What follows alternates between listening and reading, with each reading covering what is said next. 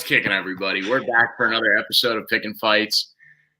There hasn't not been a funny introduction to one of these episodes so far, and I think in post that one's going to be pretty funny too. But I'm Keith, joined as always by Tom. Tom, how are you today, bro?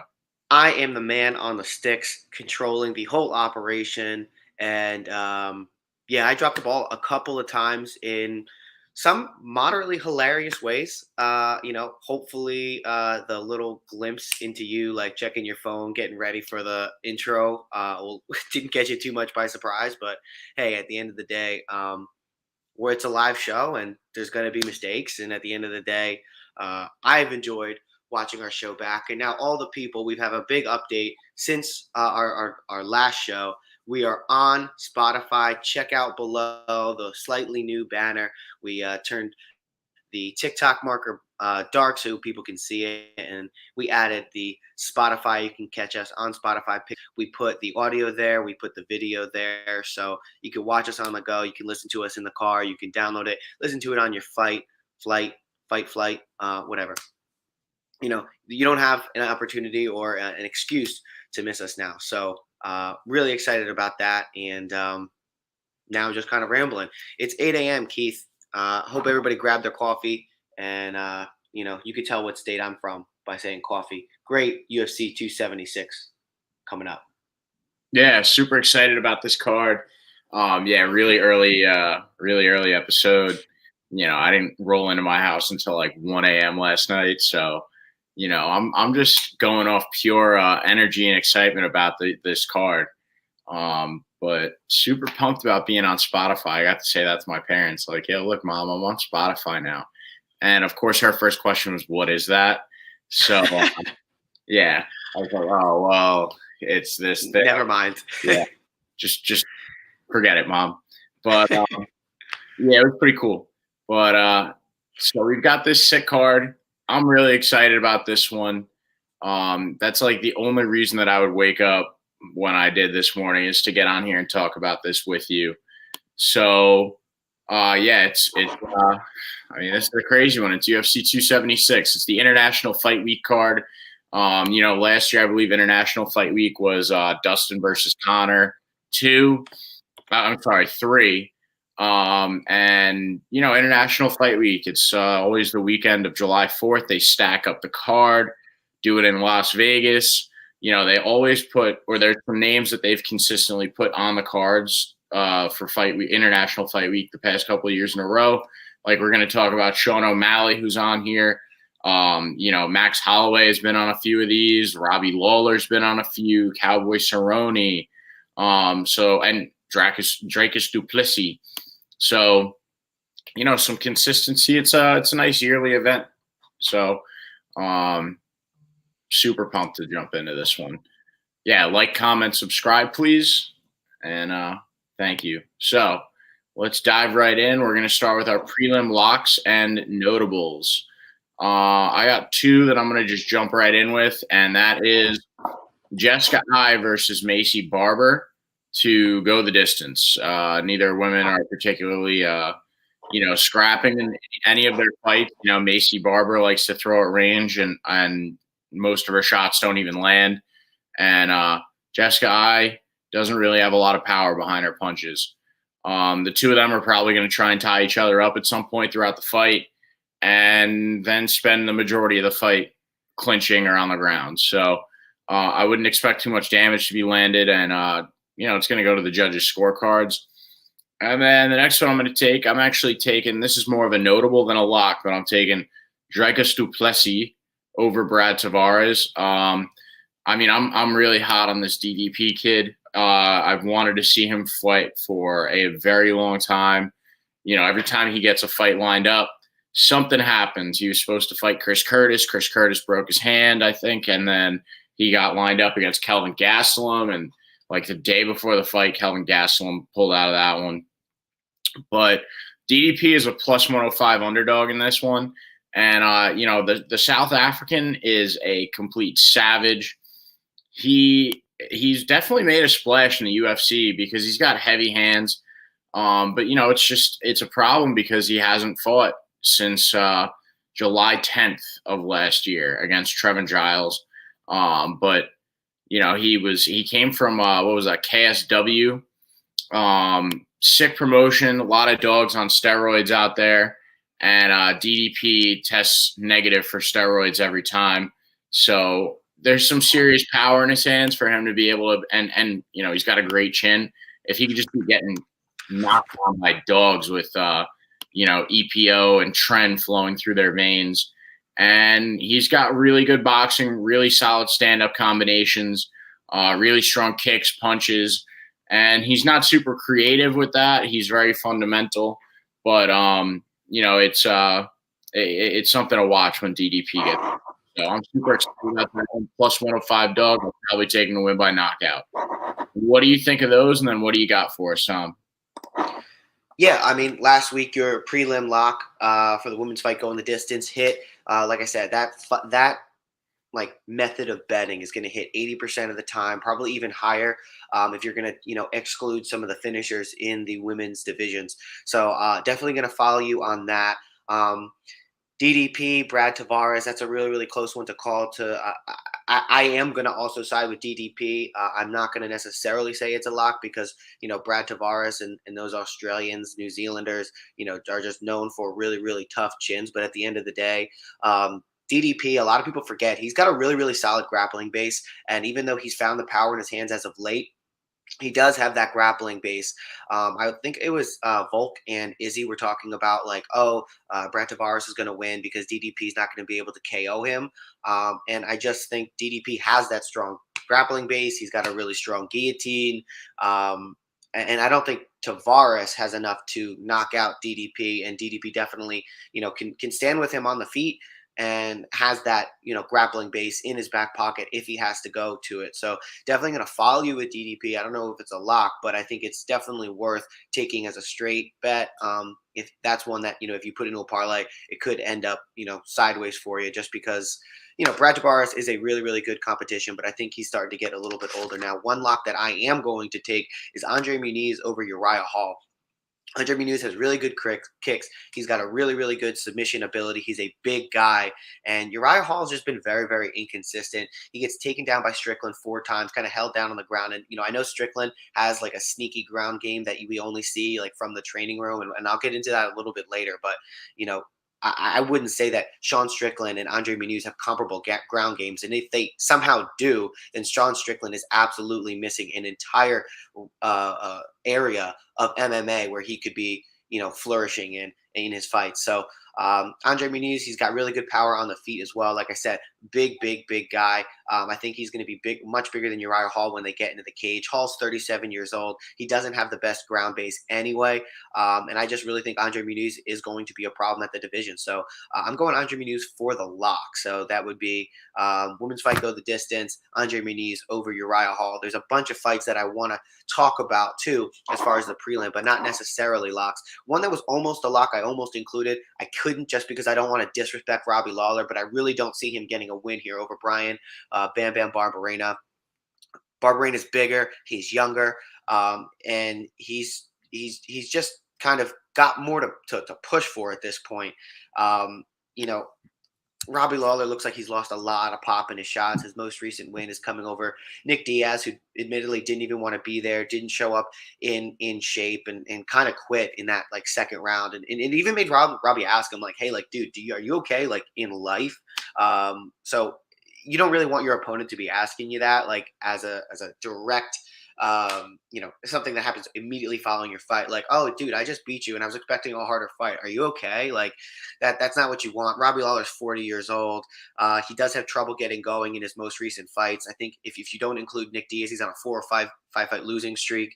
I just don't think at this point in his career that Robbie Lawler is as good as, I think Matt Brown is at a better point than Robbie Lawler is. And Barbarena, we just saw him go out there and have a really, really good performance against Matt Brown. Barbarena, he's got good striking. He's got a good enough ground game to, be able to.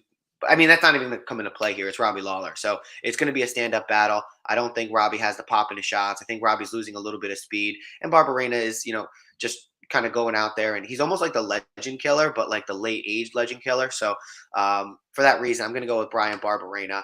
And then the Cerrone and Miller fight, it's really, really interesting. If it was at 155, I would say it's 100% Miller's fight, being that it's at 170, and Miller's never fought at 170, and he's really not even a big 55er. So that's going to be interesting. He was training for the fight, so he's going to be prepared, and not having to do a weight cut could definitely help him. But then you also take in the fact that Cerrone, he's done, he's been in camp for probably like 6 months now, which I don't know if that's good or bad when you're Donald Cowboy Cerrone.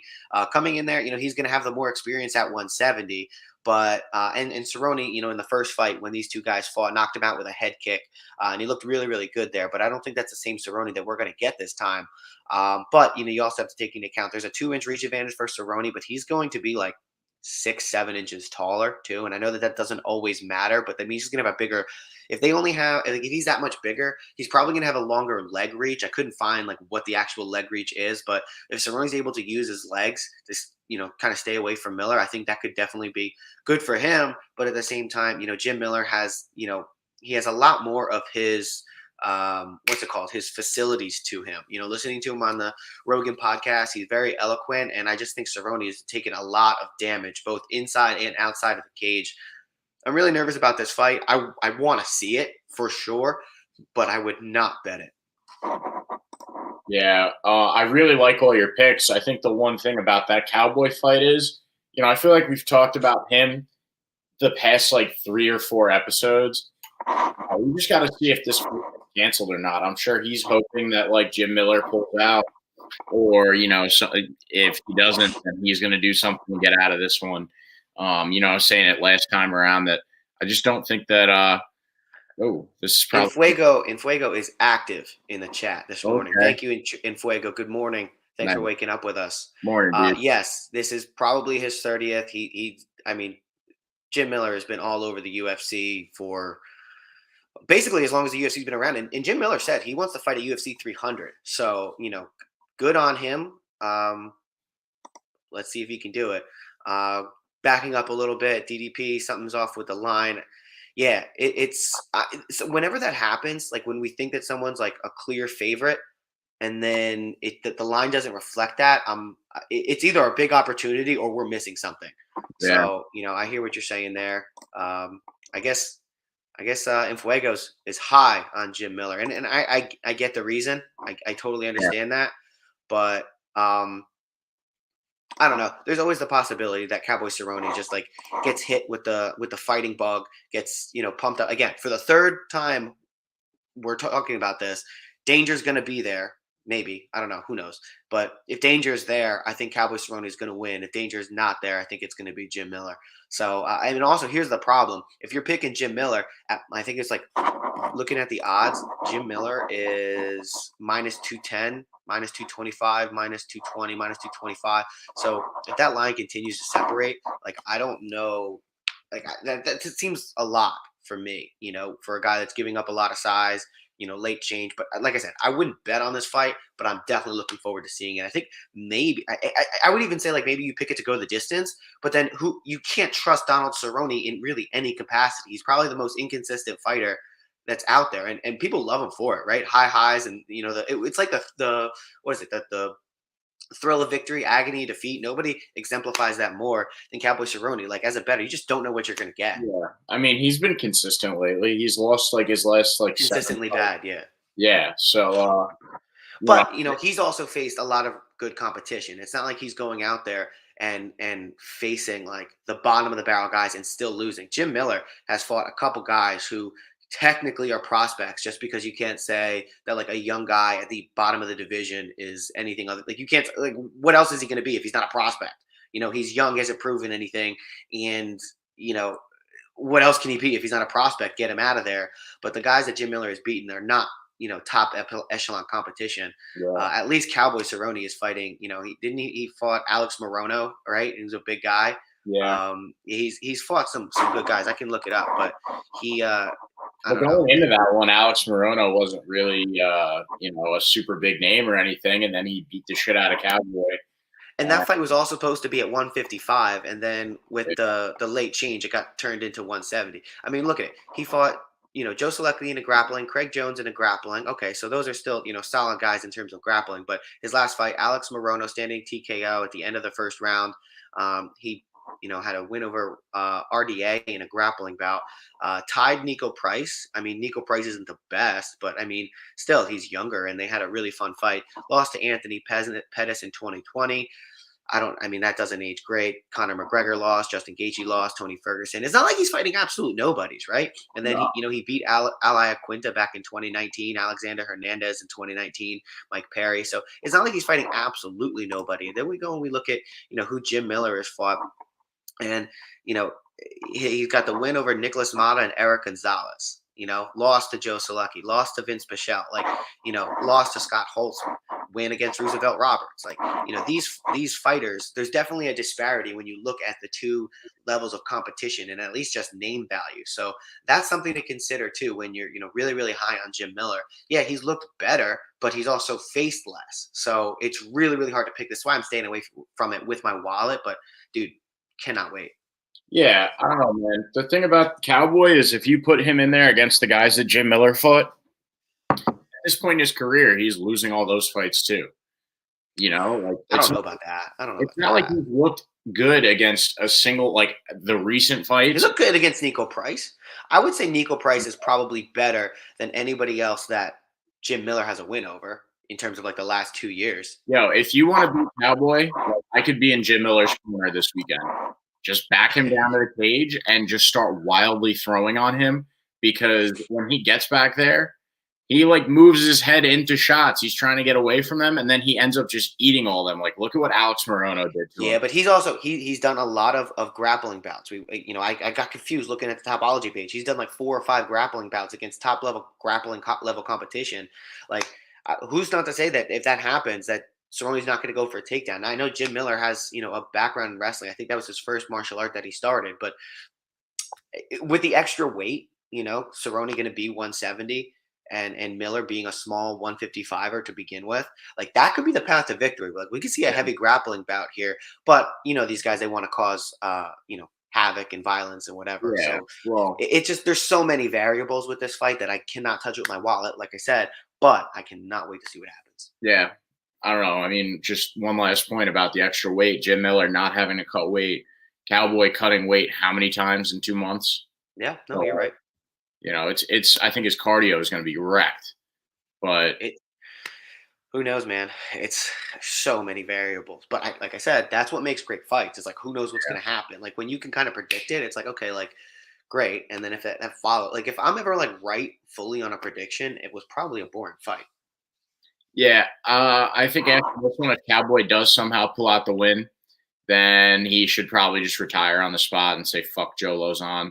Well, if he loses, he has to retire, and if he wins, he probably should retire. So either way, and I want him to, right? I just don't.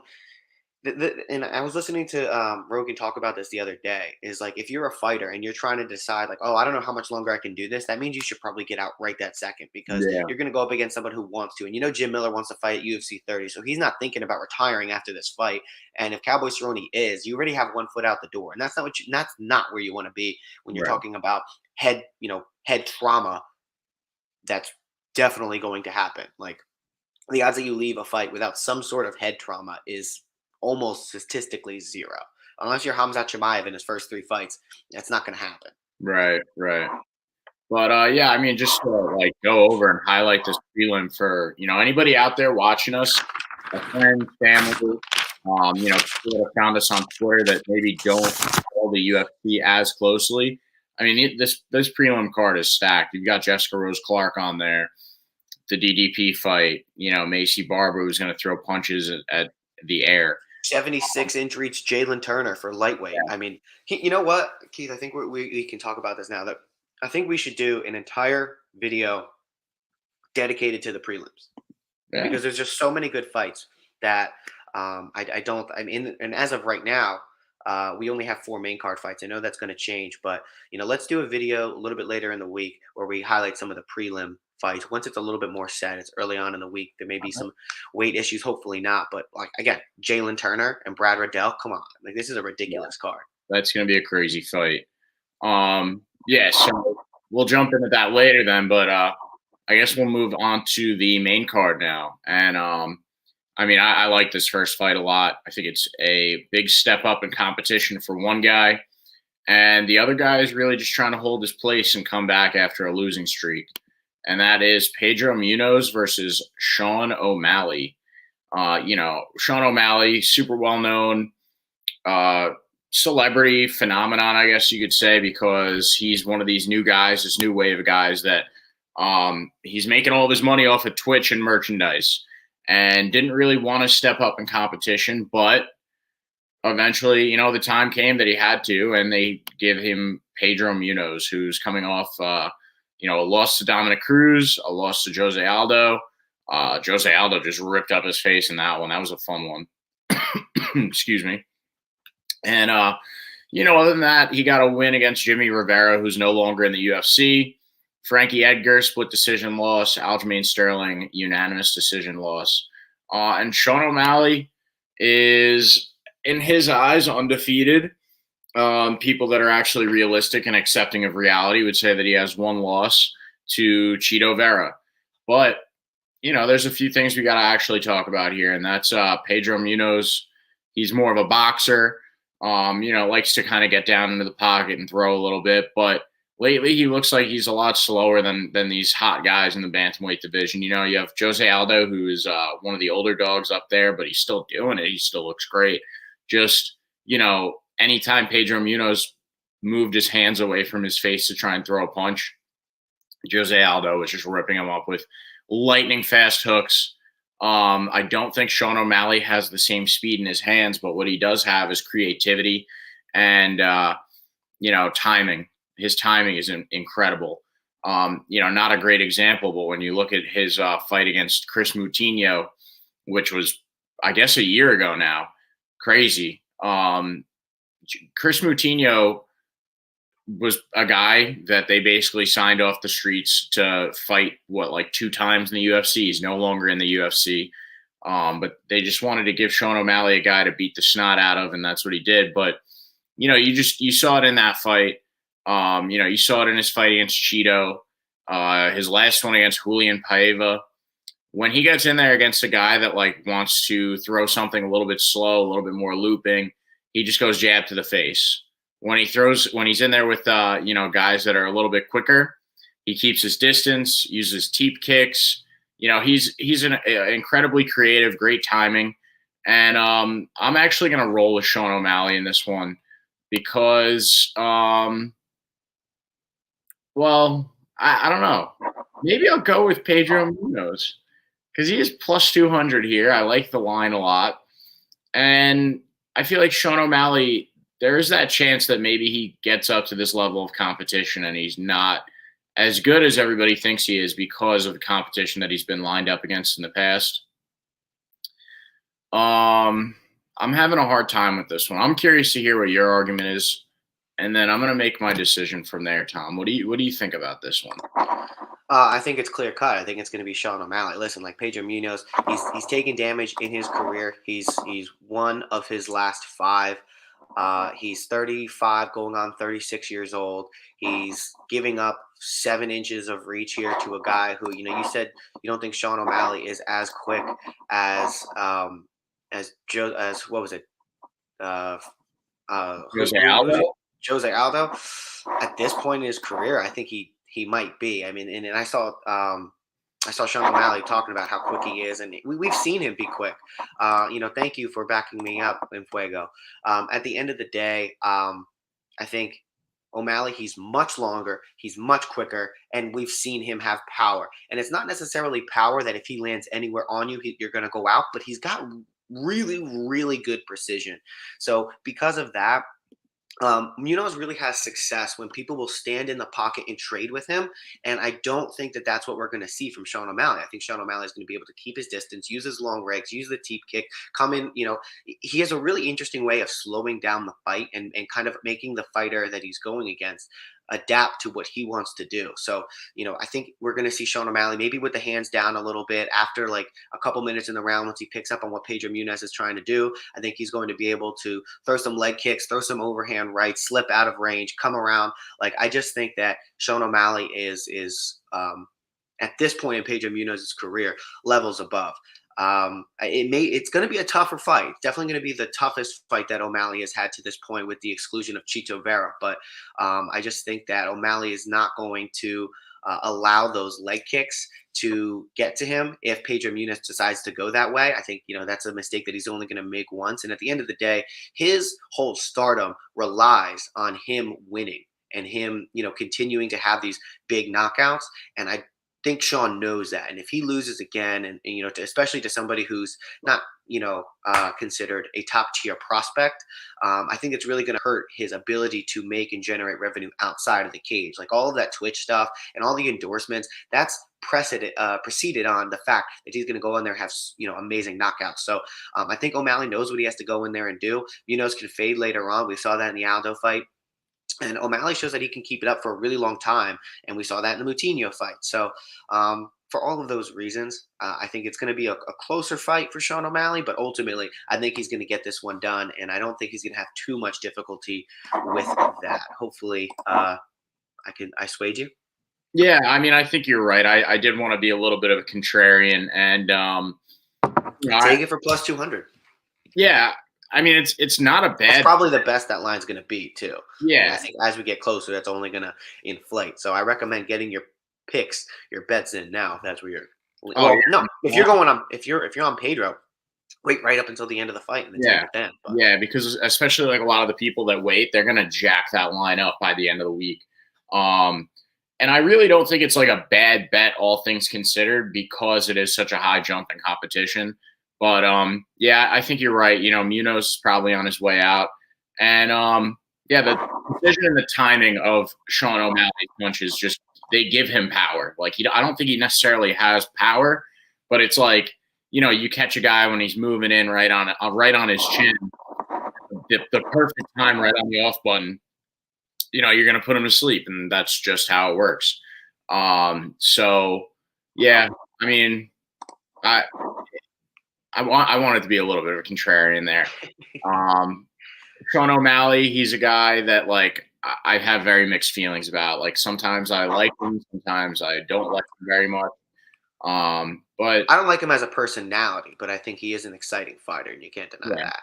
Yeah, for sure. So yeah, we're both rolling with Sean O'Malley on that one. How do you think it's going to happen this time around? I think he's going to go to decision with Pedro.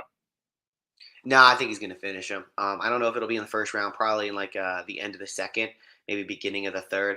I think that he's in the first round. He's going to be able to keep his distance. Pedro may come in and try to grapple with him, but I think Sean O'Malley is just going to kind of be wise to that, be able to get out of the way. Maybe there's going to be a couple takedowns, and Sean's going to have to scramble back to his feet. But ultimately, as the fight goes on, I think he's going to start to land more and more of those shots. He's going to use some of those leg kicks to take Pedro away from moving forward, but. I was hearing people say that, like, Sean O'Malley, you got to get him fighting backwards. But, like, the thing about Chris Moutinho is Chris Moutinho kept moving forward, even though he was getting pieced up. And Sean O'Malley was like, okay, like, I'll just, like, feint here, hit you with a 1, 2, 3, and then, continue to back up. So, like, he'll back up, stick and plant, back up, stick, plant, move, get out of the way, back up. Like, he can fight moving forward. He can fight moving backwards. And maybe that's a product of Chris Moutinho not being necessarily UFC level competition. But at the end of the day, I just don't see a way that Sean O'Malley drops this one. And if he does, that's really going to drop his stock. So he's got a lot riding on it, and there's more pressure on him than there is on Pedro Munhoz. Yeah, except for the fact that Pedro Munhoz, he might drop out of the rankings entirely with this one. Yeah, but Pedro Munhoz doesn't have it's not like he's like, oh yeah, like I'm trying to get a title shot here at 36 years old. Like, I know his name's a young Punisher, but he's lost to Dom Cruz, he lost to Jose Aldo, Frankie lost to Frankie Edgar from a year and a half ago. I know it was a split decision, but at the end of the day, like, Frankie Edgar is a long ways from his prime and even longer from a title shot. So, like, Pedro Munhoz is not going to be a champion anywhere in the future in the UFC. So it's not like he's fighting for money and for relevancy at this point. Right. So I think, Sean O'Malley, he's got a whole career in front of him. He's got way more to lose. Yeah. No, I agree. All right, so we're both rolling with O'Malley there. So we'll pick on up the next one. We've got Sean Strickland versus Alex Pereira, depending on what part of the world you're from and how you say your R's. I'm sure there's some people out there that go Alex Pereira on all those R's, but yeah, I'm rolling with Sean Strickland here, and I think that you want to talk about leaps in competition. This is a massive leap in competition for Alex Pereira, and the big thing is I think a lot of people would agree. I've heard Chael talking about this. This is a number one contenders fight. And quick side note, another thing he said, it's craziest to think that Sean Strickland could be 2 fights away from being the face of a division in the UFC. And out of, the bulk of the middleweight division, I actually think that Sean Strickland has one of the better chances of beating Izzy. And, that'll become clear after he beats Alex this weekend, because Sean Strickland isn't like anything crazy on his feet, right? Like he walks forward, talks a lot of shit, and just lands crazy jabs over and over again. But one of the things that a lot of people have slept on about Sean Strickland is that he's got a really sneaky, really good grappling and ground game. And, we've seen him use it sparingly because he hasn't really had to. But you look back on a couple of his fights. I think you were saying it before we started. Uriah Faber, Uriah Hall, not Uriah Faber. Jesus, 2 completely different people. But and Sean Strickland, he trains jiu-jitsu heavily, and Alex Pereira, he struggles. He definitely struggles on the ground. He's a kickboxer by trade, and it doesn't look like he's trained on the ground as much as he should be. This is a Sean Strickland who is not worried about absorbing a couple of strikes, and can definitely deliver some back. We saw Pereira absorb a lot of bad strikes against Bruno Silva. He ultimately came out with the win in that one, but that was a really good fight, in terms of entertainment. But, when you look at like the pedestal that they're putting Alex Pereira on, he should have easily finished Bruno Silva. Took him to a decision where at the end of that fight, Alex was pretty tired. And he looked very, very cocky and was leaving himself open to a lot of things. That's not going to work for him well against Sean Strickland, who's just going to fire off that jab like a piston. And the second he sees the opportunity to put Pereira on his back, he's going to do it and control the fight. So I think, very clear cut. Sean Strickland is a very good underdog in this one. He's plus 100 going into this fight. I feel very confident about that plus money line. Alex Pereira, I don't think he's going to eke out the win. If he does, he's going to have to finish Sean Strickland. And Sean Strickland, out of the 2 of them, I think he's the smarter fighter. He does absorb shots, but, when he takes one, he gives one right back.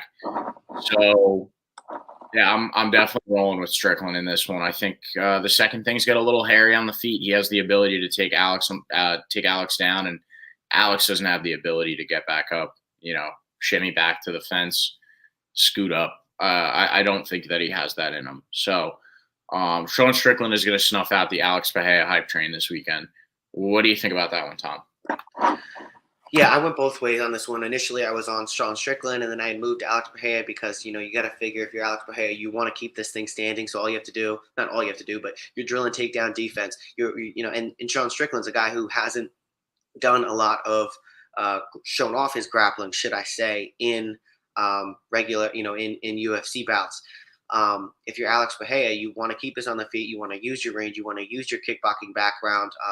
Sean Strickland is not super dynamic when it comes to his striking. He's going to jab you and he's going to hit you, with a right and then an overhand, but mostly jabs, keep you at distance and just piece up your face. That being said, I was really worried that Sean Strickland is going to go after and try to take down Pereira, and Pereira is going to catch him with a knee on the inside and use some of that kickboxing and some clinch work. But at the end of the day,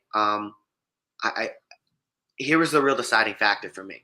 Everybody talks about Sean Strickland and his ground game that is underutilized. He was doing really well in his grappling bout. I think it was I forget who he was grappling. I want to say it was Jack Hermanson. I could be wrong on that. I think I am.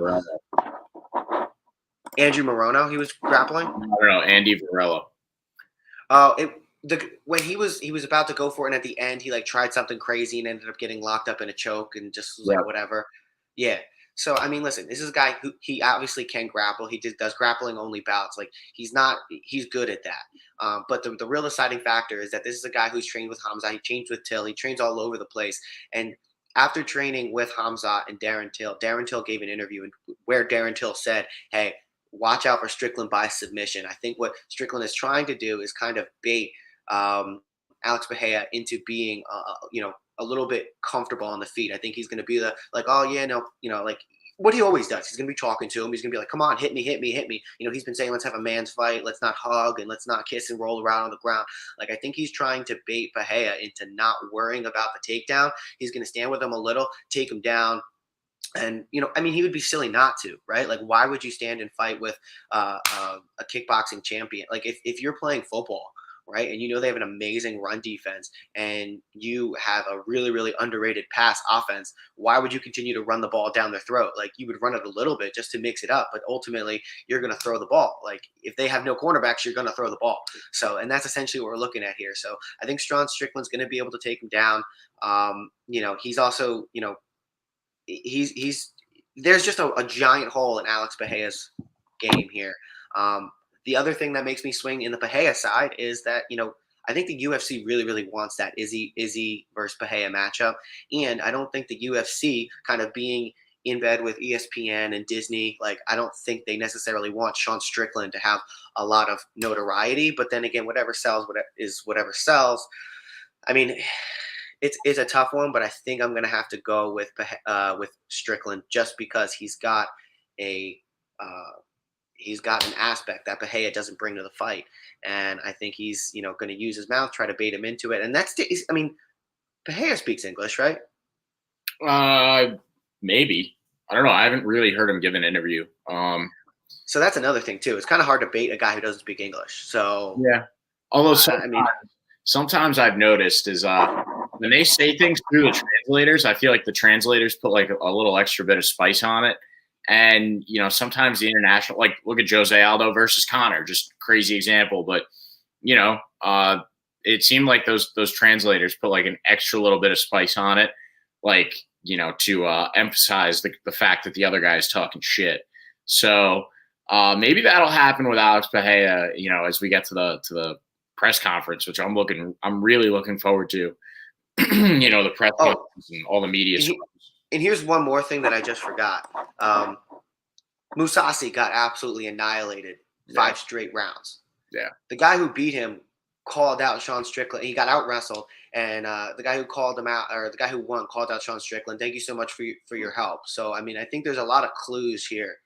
Yeah. That are leading to Strickland is going to go out there and show everybody his grappling ability and how he's going to beat Alex Pereira here. I don't know if I feel super duper confident, but I would lay more. I would feel better laying money on Strickland than I would on Pereira. So that's where I'm going.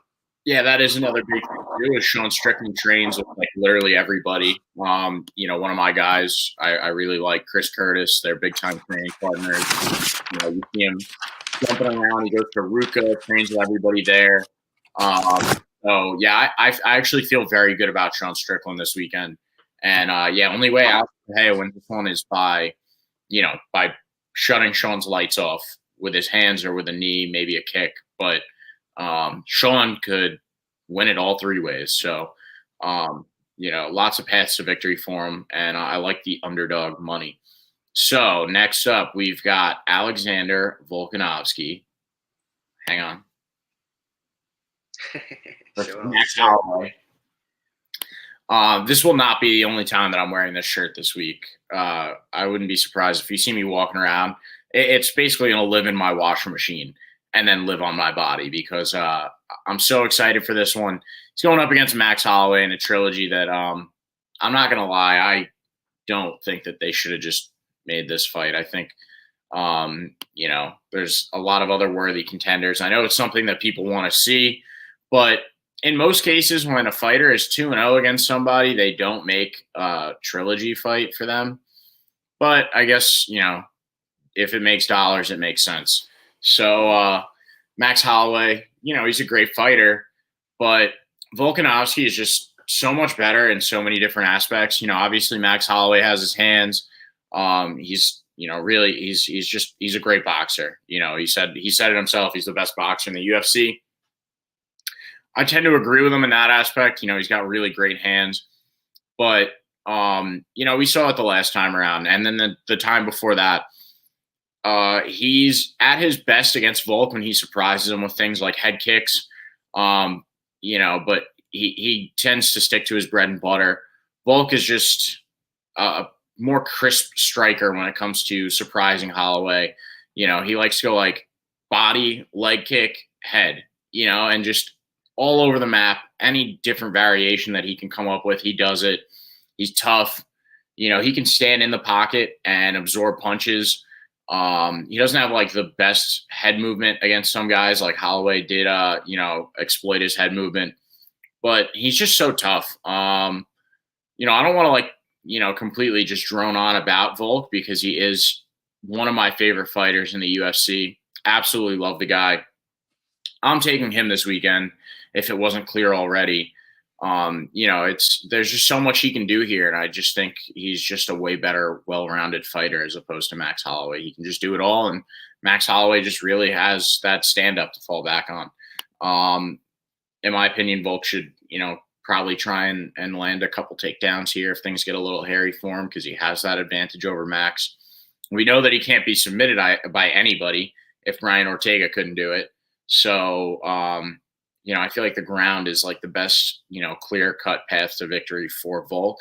But if he wants to stand with Max, he can do it there too. He's been so active, and he's fought guys that, are known to be strikers. And, like you look at the Zombie, it was a terrible fight from him, but he took a guy that was a legend and a threat and then just made him look like he never stepped into a cage before in his entire life. So, with all that being said, I mean, it's impossible not to go with Volk, in my opinion, this weekend. I understand a lot of people out there are gonna bet on Max Holloway, but Alexander Volkanovski is on his way to solidifying himself as the greatest featherweight of all time, and I think another win over Max Holloway, that's another step closer in that regard. So, what do you think about this one? Are you rolling with Volk or are you going with Max? Things that encourage me about Max. He has looked better lately. He's looked quick. The no sparring has seemed to really pay off for him. He's incorporated elbows. I really like what I've seen from Max. Things that encourage me about Volk. He's gotten those finishes that he's been looking for. He looked quicker. He looks powerful.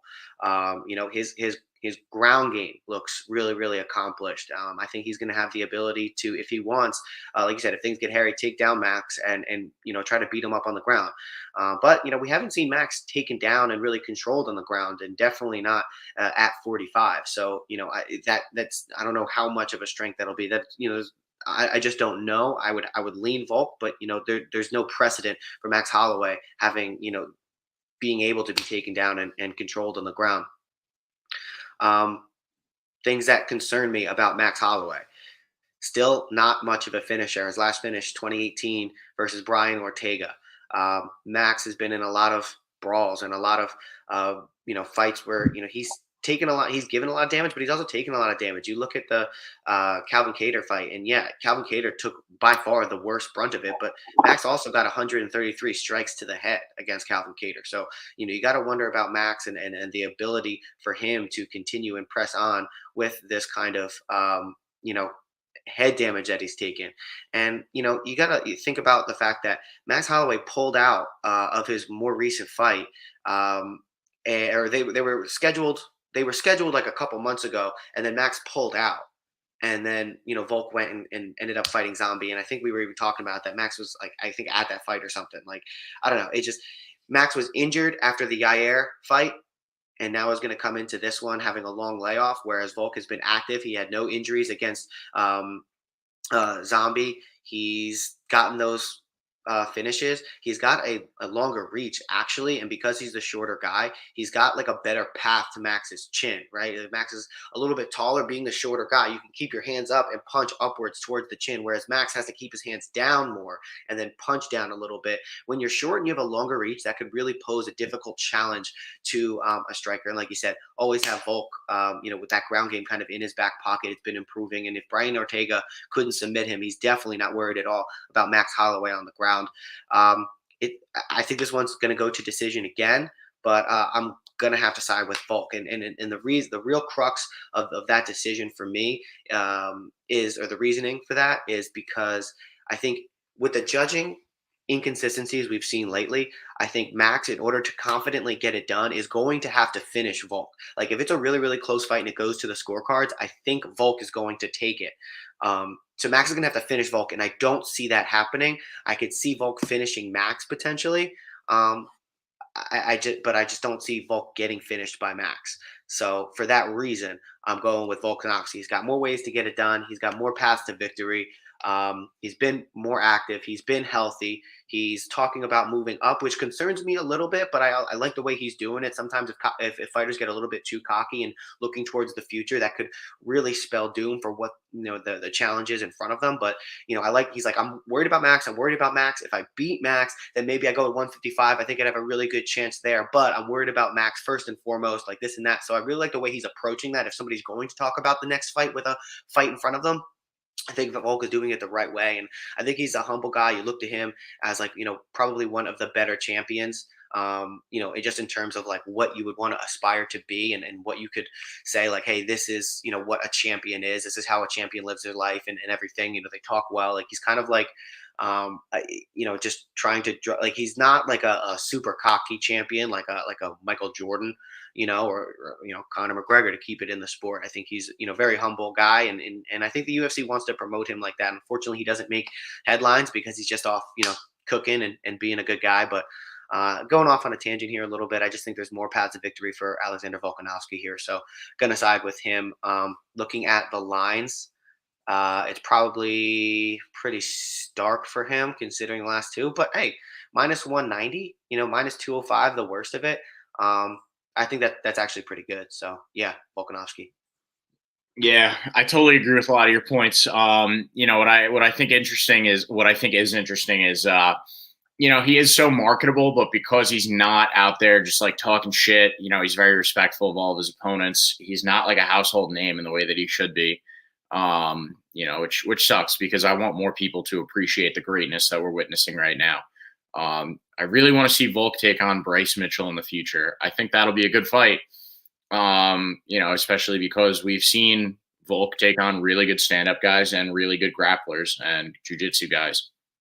But yeah, and then the potential move up in weight. Not to go too far into that, but I actually think that Volk has a better chance of beating Charles Oliveira, when he reclaims his title up there, than a lot of the guys at the top level of that lightweight division. I'm super hot on Volk. And I think this weekend, you're right, it'll go to a decision most likely, which means that these two men have spent over an hour in the octagon together, which is crazy. They've already racked up 50 minutes so far.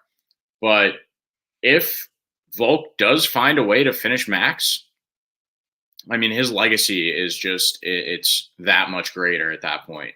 He really does become Alexander the Great. So super hot on him. I'll probably be going live on like Twitter or Instagram during that one because I love the matchup. Way more. I mean, that's my main event. Way more than I like the next matchup. It's going to be a good fight, but we've got Izzy versus Jared Cannonier.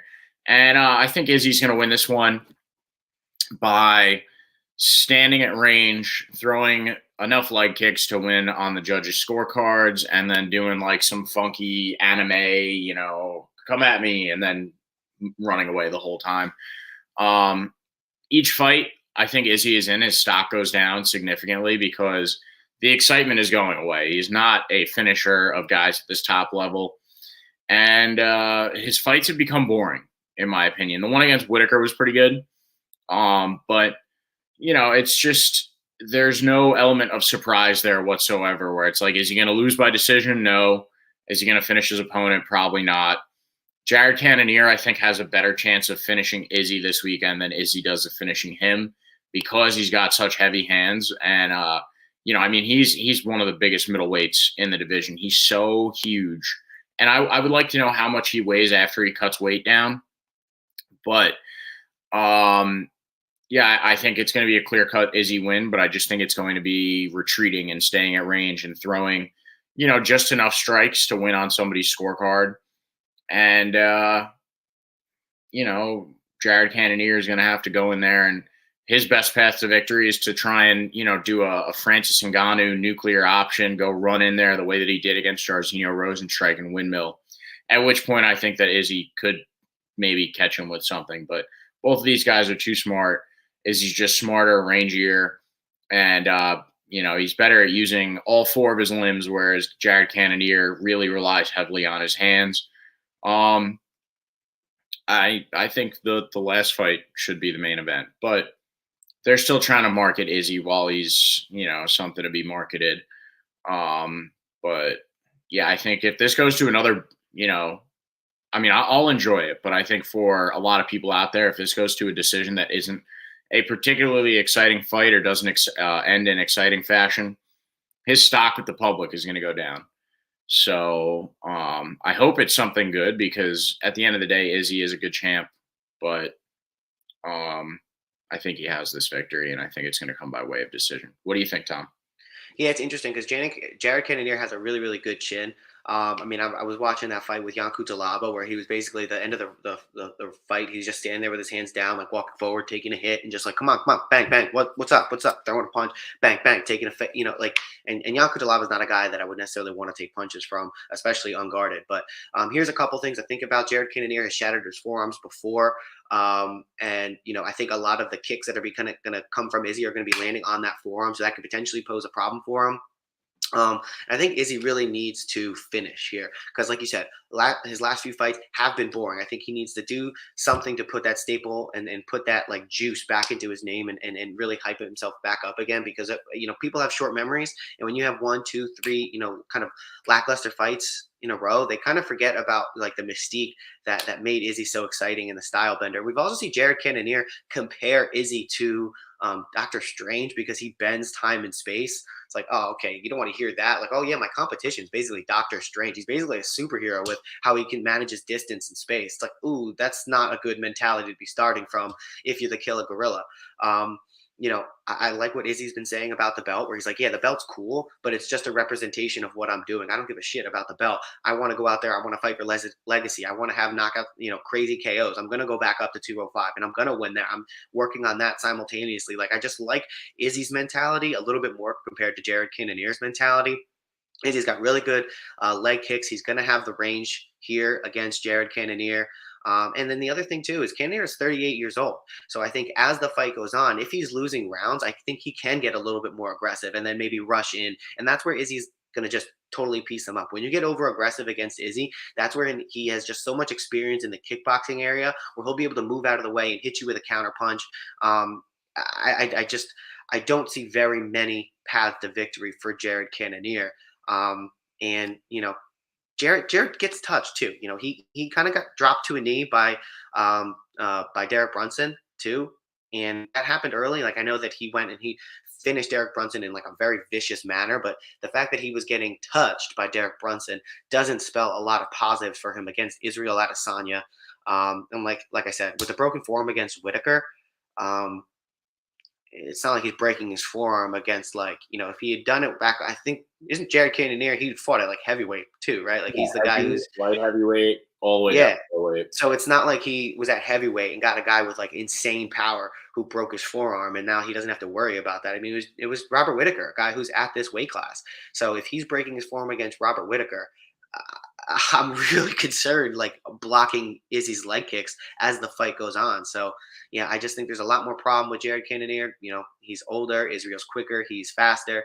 That accumulation of damage, and he's not a huge power puncher, but it's the precision strikes that gets him. So I think Izzy's gonna have his way here, knowing that he's gotta have a highlight reel style finish, and he said that he's gonna go after that.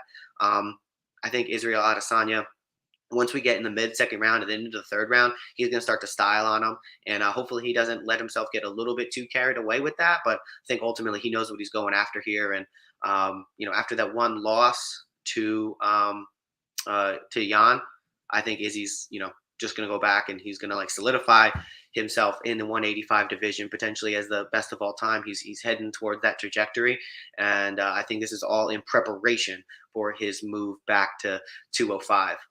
So yeah, I'm going Israel Adesanya to win that one. I know it's not, a crazy novel pick here, but at the end of the day, in Fuego, thanks for sticking with us the whole time. He talked about yesterday on Twitter, he was like, hey, for handicappers, listen to what they say and then make your own assessment. And at the end of the day, you want to look at who is picking winners. Like, and at the bottom line, look at the handicappers that are picking winners. And on the other side, if guys consistently get them wrong, just fade them completely. So thanks, Infuego, for being one of our biggest fans out there. And Keith, I updated the things today. You're at 70%. I'm at 74, like 0.2 or something. So we have a strategy and it's been working so far, knock on wood. But yeah, going to go with Israel Adesanya. And speaking of our picks, you want to hop into the rundown? Yeah, let's do it. All right, let me get the music rolling for us here. All right. So for my prelim pick, I'm going with Dricus du Plessis over Brad Tavares, and I'm going with Jessica I and Mason Barber to go the distance. On the main card, I'm going with Sean O'Malley over Pedro Munhoz, Sean Strickland over Alex Pereira, Alexander the Great Volkanovski over Max Holloway, and Israel the last style bender Adesanya over Jared Cannonier. What do you got? I love that. What do you got? I'm going with, drumroll please, Macy Barber, Jessica I to go the distance. Shocker there. Andre Muniz to just show that he is ready to be a force to be reckoned with against Uriah Hall. I am going with Brian Barbarena over Robbie Lawler. He's 40 years old, and Barbarena is not necessarily a problem, but going to be a problem for Robbie Lawler. I like Jalen Turner over Brad Riddell. Not ready to call him a lock yet, but I really do like him. That reach advantage is ridiculous. Moving on to the main card, we have Sean O'Malley over an aging and a damage-laden Pedro Munhoz. I like Sean O'Malley in that one. Sean Strickland versus Alex Pereira. I'm going with Strickland because he's got that ground game that Pereira definitely doesn't have, and I think that Sean's just a crazy person. So I don't think the UFC wants him to win, but I think he's actually going to. Again, Pereira has not fought top-level competition inside the UFC. I think he hasn't even fought a ranked fighter. Now he's fighting one of the best fighters in the world. That's going to be a real huge step up for him. If he beats him, more power to him, but I feel more comfortable betting on Sean Strickland here. And then going Alexander Volkanovski over Max Holloway. It pains me to do so. I mean, I want to see both of these guys win and have phenomenal careers. I just don't think Max Holloway is going to finish Volk, and that's ultimately with the way how inconsistent judging has been. You don't want to leave it to the judges. You want to go out there and get finishes, and I just don't see a way Max Holloway gets that done against Alexander Volkanovski. He's got incredible resolve. So Volk is going to retain, and I also think, speaking of retain, Israel Adesanya is going to retain over Jared Cannonier. More past the victory for Israel Adesanya, the last style bender, and I think he really needs something to give some more juice to his name. So Israel Adesanya there. All right. Well, thank you, for Fuego and everybody else tuning in. We definitely appreciate all your support. And one other way that you could support us is by subscribing to this channel on YouTube, subscribing to our new Spotify, following us on Instagram and Twitter @_Pickin Winners, following us individually on Twitter. That helps us a lot. And leaving a like and a comment down below on this video. And I think you can like and comment on stuff on Spotify as well. Or leave reviews. So leave us a nice review over there and give this episode a like, and like our last one too. We only have 2 up there so far. So start at the first.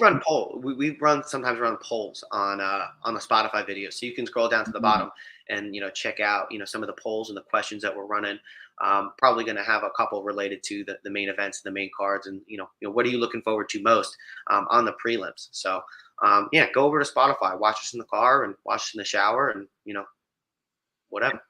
And we will be back later this week to talk about the prelims, these very stacked prelims. So stick around for that. We'll be back soon, sooner than you may know. So we'll keep you informed. But thanks for tuning in. And thank you, Tom. Thank you, Keith.